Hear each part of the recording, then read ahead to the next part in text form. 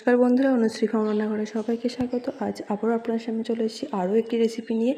আজকের রেসিপিটি হলো আলু পটল দিয়ে রুই মাছের ঝোল। এই আলু পটল দিয়ে রুই মাছের ঝোল গরমের দিনে খেতে কিন্তু খুবই ভালো লাগে। তাহলে চলুন দেখে নেওয়া যাক আমি কীভাবে আজকে এই মাছের ঝোলটি বানিয়েছি। খুব অল্প সময়ে অল্প মশলায় কিন্তু তৈরি হয়ে যাবে এই রেসিপিটি। গরমের দিনে খেতেও কিন্তু খুবই ভালো লাগবে। তাহলে চলুন বেশি কথা না বলে রেসিপিটি শুরু করা যাক। প্রথমে আমি এখানে নিয়ে নিয়েছি মাছগুলোকে ভালো করে ধুয়ে পরিষ্কার করে। এবার আমি এদিকে আলু পটলগুলোকে ভালোভাবে কেটে ধুয়ে পরিষ্কার করে নিয়েছি। রান্নার জন্য নিয়ে নিয়েছি কড়াই ভালো করে গরম করে দিয়ে দিয়েছি পরিমাণ মতো সর্ষের তেল। তেলটাকে ভালো করে গরম করে নিতে হবে, কারণ এই তেল দিয়েই কিন্তু মাছটা ভাজা হবে। তেল ভালোভাবে গরম না হলে মাছ ভাজা কিন্তু লেগে যাবে, ভালো করে ভাজা যাবে না। এদিকে মাছগুলোকে ভালো করে নুন ও হলুদ মাখিয়ে রেখে দিয়েছি। এবার তেল ভালোভাবে গরম হয়ে গেলে একে একে মাছগুলো আমি ভেজে নেব। মাছ ভাজার সময় কিন্তু গ্যাসের ফ্লেম মিডিয়াম টু হাই ফ্লেমে রাখতে হবে এবং মাছগুলোকে একটু কড়া করে ভেজে নিতে হবে। মাছ এই দেখুন আমাদের প্রায় ভাজা হয়ে গেছে। এবার মাছগুলোকে তেল থেকে ছেঁকে তুলে রাখবো।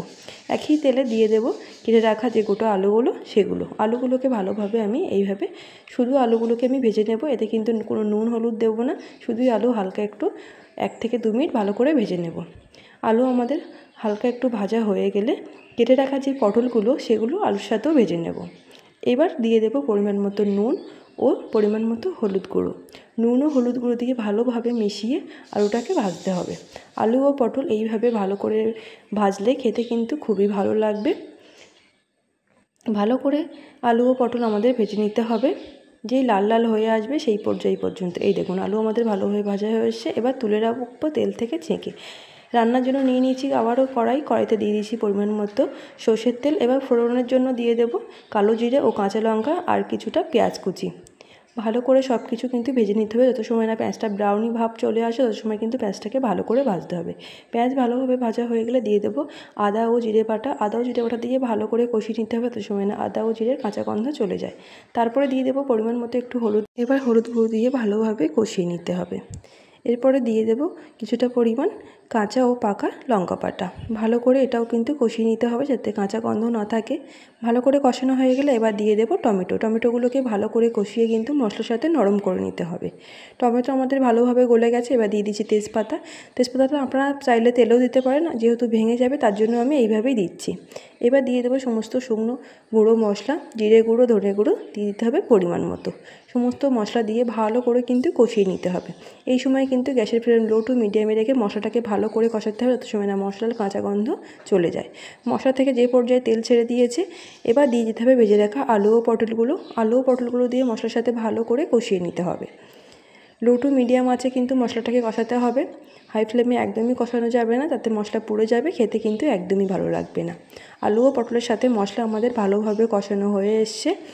এবার কিন্তু আমরা ঝোলের জন্য দিয়ে দেব পরিমাণ মতো উষ্ণ গরম জল দিয়ে ভালো করে মশলাটাকে ঝোলের জন্য মিশিয়ে নেব। এবার ঢাকা চাপা দিয়ে ভালো করে আলু পটলটা একটু সিদ্ধ করে নেব। আলু পটল ভালোভাবে সিদ্ধ হয়ে গেলে দিয়ে দেব ভেজে রাখা মাছগুলো।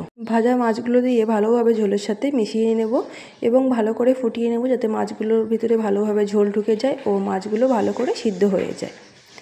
এই সময় কিন্তু গ্যাসের ফ্লেম লো টু মিডিয়ামে রেখে ভালো করে কিন্তু সমস্ত কিছু ফুটিয়ে নিতে হবে।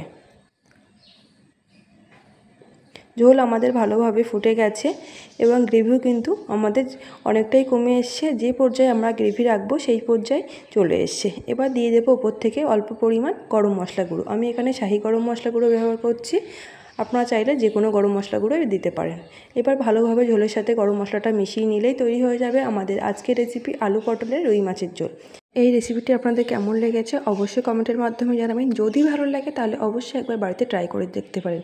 কেমন হয়েছে সেটাও আমাকে কমেন্টে জানাবেন। আর যদি ভালো লাগে তাহলে একটা লাইক, কমেন্ট ও শেয়ার করবেন। পারলে আমার চ্যানেলটি সাবস্ক্রাইব করবেন। আর বন্ধুরা, আমি যেহেতু এই ভিডিওটা দিনের বেলা শ্যুট করেছি সেহেতু একটু পাখির আওয়াজ আসতে পারে। আপনারা প্লিজ কিছু মনে করবেন না, আমার ভিডিওটি কন্টিনিউ দেখতে থাকবেন। ভালো লাগলে আপনাদের মন্তব্য অবশ্যই আমাকে কমেন্টের মাধ্যমে জানাবেন। আর কে কোথা থেকে আমার এই ভিডিওটি দেখছেন অবশ্যই কমেন্টে লিখে জানাবেন। আর আমার চ্যানেলে নতুন কোনো বন্ধু হয়ে থাকলে অবশ্যই চ্যানেলটি সাবস্ক্রাইব করে আমার পাশে থাকবেন ও পাশে থাকা বেল আইকনটি অবশ্যই প্রেস করবেন, যাতে আমি চ্যানেলে নতুন কোনো ভিডিও ছাড়লে তার নোটিফিকেশান অবশ্যই আপনাদের কাছে গিয়ে পৌঁছায়। তাহলে আজকের মতো এই পর্যন্ত। সবাই ভালো থাকবেন, সুস্থ থাকবেন। ধন্যবাদ।